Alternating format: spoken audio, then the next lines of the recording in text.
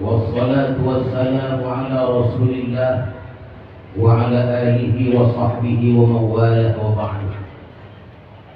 Yang saya hormati Bapak PD Gubernur Provinsi Sumatera Utara atau yang mewakili. Yang saya hormati Tuan Syekh Haji Ismail Rayyan. Yang saya hormati Bapak Haji Budi Rahmayadi.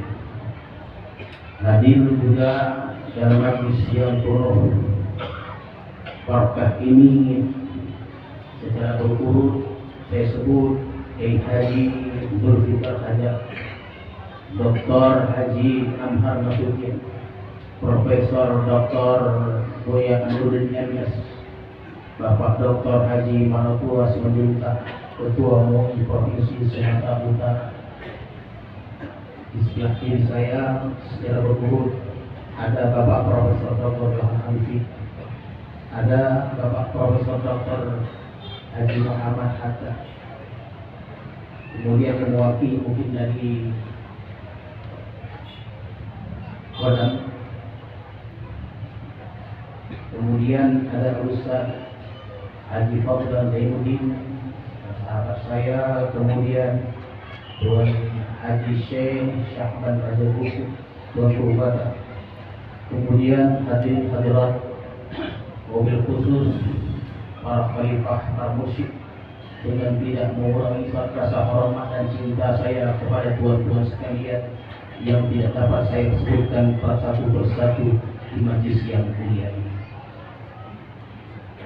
Alhamdulillah, kita bersyukur kepada Allah Subhanahu wa Ta'ala yang telah melimpahkan rahmat dan hidayahnya kepada kita semua, sehingga pada pagi hari ini kita dapat berkumpul berhimpun di sini. Saya tahu begitu susah dan payahnya Bapak Ibu untuk sampai ke barusan ini. Mudah-mudahan kesusahan yang terima selamat bersama Allah. Salawat dan salam kita ucapkan, mudah-mudahan kita semuanya mendapat syafaat Rasulullah Sallallahu Alaihi Wasallam.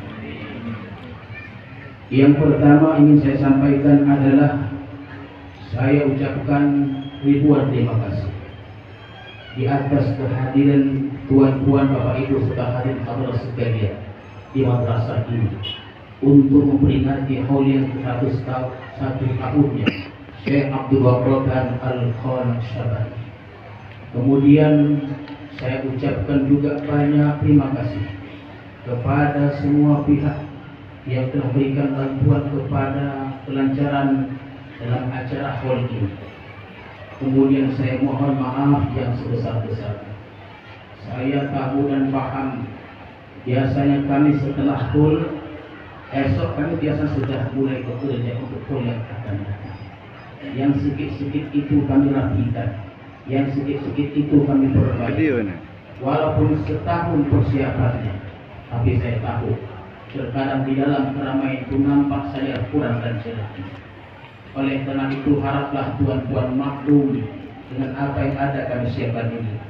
Sekarang saja di majlis ini saya paham, saya tahu mungkin kami salah dalam menempatkan tempat duduk tidak pada tempatnya. Yang tua tidak kami tuakan, yang alim tidak kami muliakan, yang mulia tidak kami agungkan, yang dahulu terkemudiankan, lupa diduduk sangka dan lupa tinggi dan selanjutnya.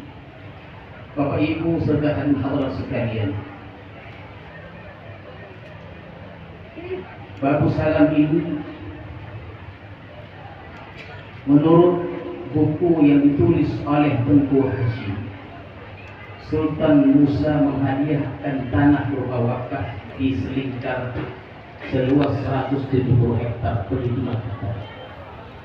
Kalau tanah itu diberikan kepada kemanaan Syekh Abdul Rahman bernama Khalifah Hakim seluas 170 hektar, tentu lebih luas perusahaan. Akan tetapi tanah perusahaan yang terdata seluas 131,5 hektar. Dan tadi sudah disampaikan.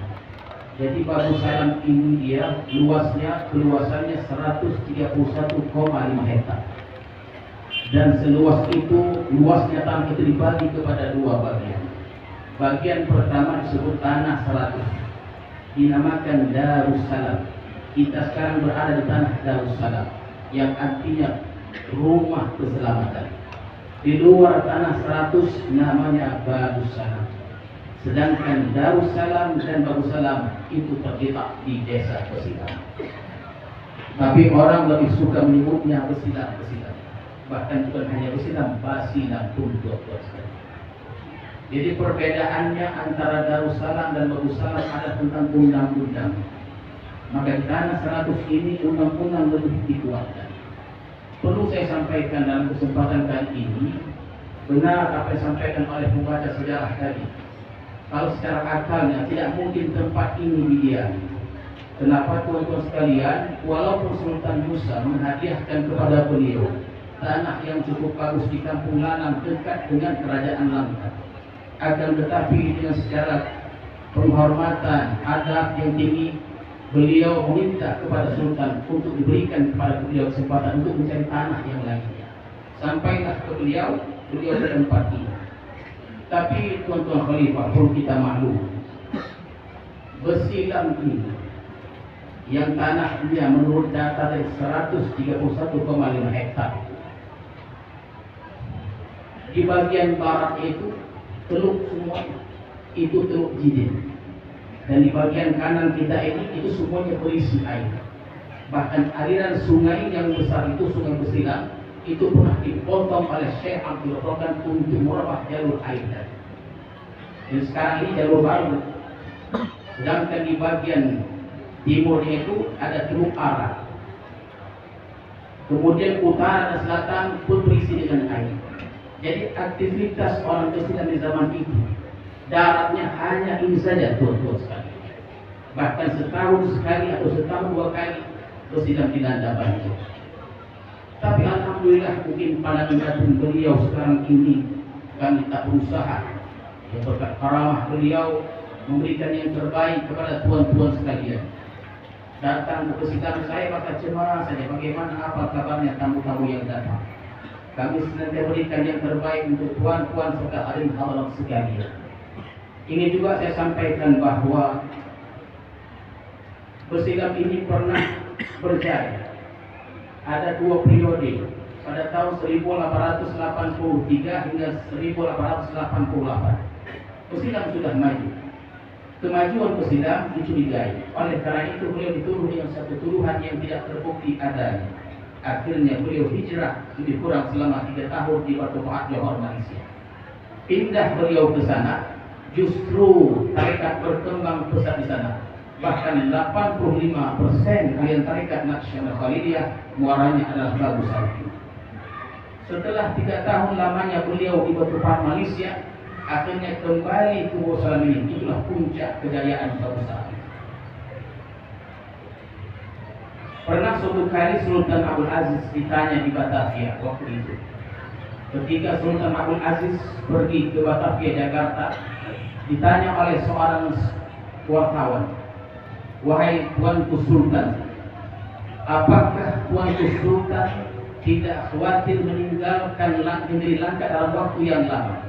Maka Sultan menjawab, "Tidaklah aku khawatir, karena di negeri itu ada seorang yang tua, yang karismatik, yang keberadaannya memberikan keamanan bagi seluruh lapisan masyarakat. Beliau adalah Syekh Abdul Rokan Al-Khonshabani." Bahkan Teguh Hashim mengatakan, tuan-tuan sekalian, bahwa ketinggian negeri Langkat ini bukanlah karena kerajaannya waktu itu. Itu ditulis oleh Teguh Hashim. Dan bukan karena kayanya kerajaan Langkat dengan adanya minyak dan perkebunan. Tapi ketinggian masyhurnya Langkat ini karena ada bintang cemerlang di negeri itu, yang maksud adalah Syekh Abdul Rokan Al-Khonshabani. Bahkan baru-baru ini saya mendengar cerita dari orang Jakarta bahwa dikatakan ulama-ulama Betawi kagum dengan seorang tokoh ulama yang tinggal di kampung.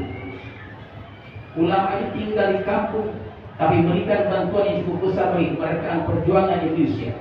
Pada tahun lebih kurang 1912, beliau mengutus anaknya, Fakih Tambah dan Fakih Tua, beserta Idris Kelantan membawakan bantuan untuk perjuangan kemerdekaan Republik Indonesia diserahkan langsung kepada Raden Gunawan dan Osteoporosis.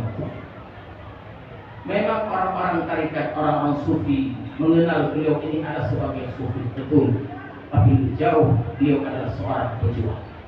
Pembangunan yang dibuat oleh beliau bukan hanya pada fisik, mental, fisik, material, mental, spiritual juga tuan-tuan sekalian. Yang terakhir ingin saya sampaikan, kata Syekh Mu'in Al-Wahhab, dikatakan bahwa Syekh Abdul Wahab ini adalah wali yang bertuah. Kami tahu bahwa hadir datang ke Babu Salam ini, datang setiap hari berkunjung ke Babu Salam bukanlah untuk menziarahi orang yang hidup ini, bukan untuk berkunjung kepada yang hidup-hidup itu. Kenapa? Mungkin saja yang hidup itu tidak ada nilainya, tidak ada harganya, tapi kami yang tinggal di Babu Salam ini menjadi bernilai, menjadi berharga. Dan Syekh Abdul Rokan yang telah wafat pada tahun 1920-an, beliau adalah wali yang bertuah, tuah beliau dari hidup sampai matinya. Tidaklah berlebihan disampaikan bahwa rupanya bisa aja orang mati itu merupakan orang hidup. Buktinya tuan-tuan sekalian, beliau sudah lama meninggal, tapi orang datang kembali. Dengan ramai orang datang, ramai orang berjualan. Dengan hasil jualan itulah mereka menghidupkan keluarga. Mudah-mudahan seperti katakan wali bertuah, tuah beliau mudah-mudahan mengalir kepada kita semua. Dikatakan orang-orang kalau sudah sampai ke salam sampai hajatnya. Kami doakan untuk tuan-tuan semuanya, hadirin sekalian, dimudahkan segala urusan, disampaikan segala hajat Tuhan, jauhkan dari segala macam bahaya, dan mudah-mudahan kita bertemu kelak di surga Allah Subhanahu wa taala. Mungkin ini saja yang dapat saya sampaikan. Sekiranya ada khilaf dan saya salah, saya aturkan dulu, minta maaf. Akhirul kalam. Assalamualaikum warahmatullahi wabarakatuh.